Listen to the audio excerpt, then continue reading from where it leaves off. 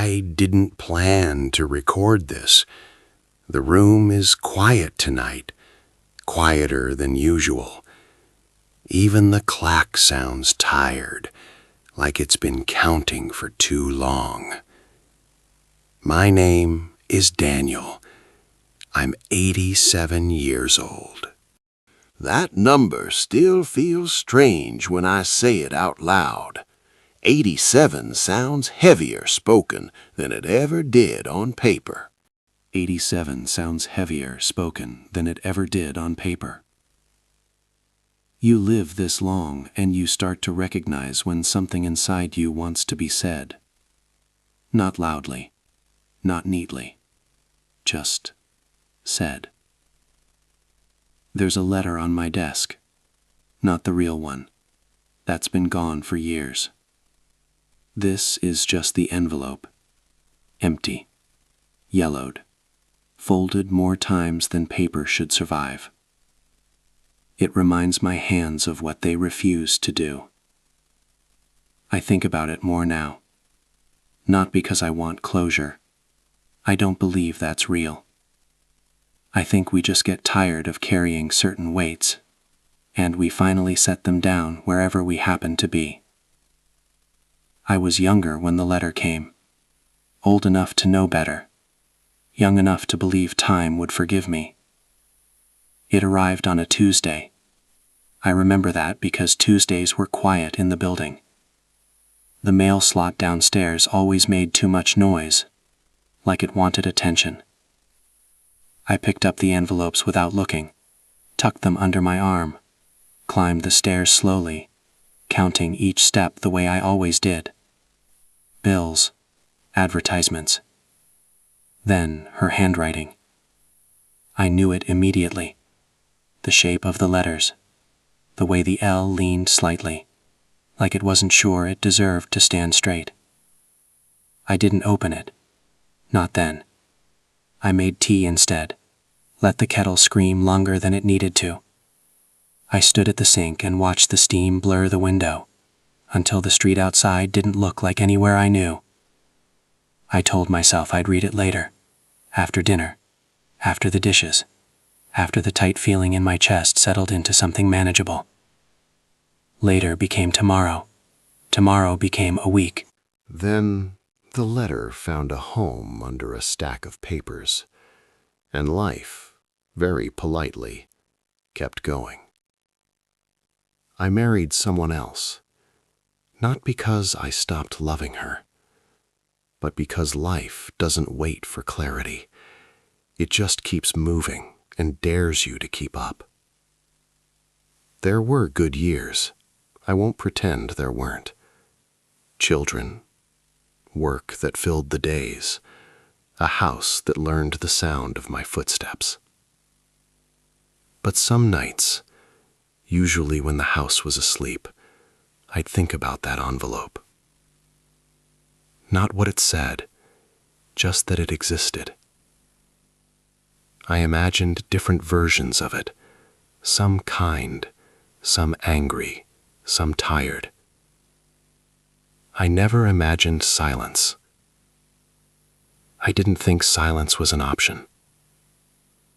The older I got, the harder it felt to open it, as if time itself had sealed it shut, as if whatever was inside had aged without me and would recognize my hesitation immediately. Eventually, there was no letter anymore, just the knowing that I had chosen not to know. And that choice followed me, quietly, faithfully. When you live long enough, memories stop arriving in order. They come the way they want. A smell, a sound, the way light hits a wall in the late afternoon. Sometimes it's her laugh that comes back, not the sound exactly, more the way it used to surprise me, like I'd forgotten it existed until it suddenly filled the room.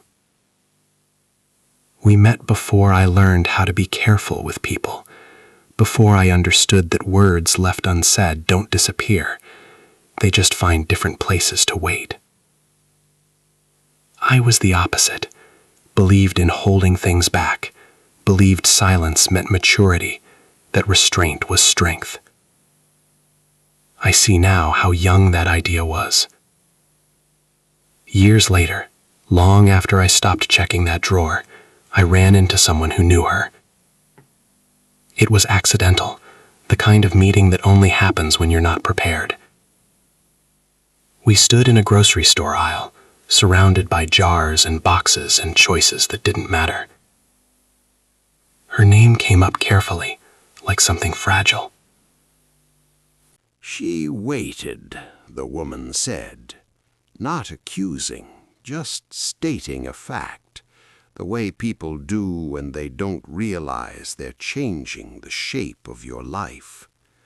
Waited for what, I didn't ask. I already knew. That night I opened the drawer for the first time in years. It was empty. That's when the letter finally opened itself. Not with words, with absence. I realized then I had mistaken waiting for safety.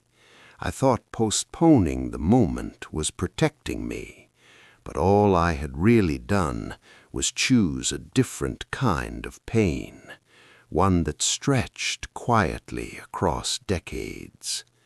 There were moments I almost told my wife, not everything, just enough to be honest. But honesty can be something you keep postponing too, until it no longer fits the moment. She passed before I found the courage, and with her went the version of me that might have been understood. Now, at 87, the world feels smaller, fewer rooms, fewer voices, but the things I didn't do feel larger than ever. They take up space. I don't know what the letter said, I never will, but I know what it cost me not to read it. Some nights I imagine it was simple, other nights I imagine it was heavy. Most nights I accept that it doesn't matter. What matters is that there was a moment when life knocked gently, and I pretended not to hear. I'm not angry anymore. Anger takes energy I don't have. What's left is quieter than regret.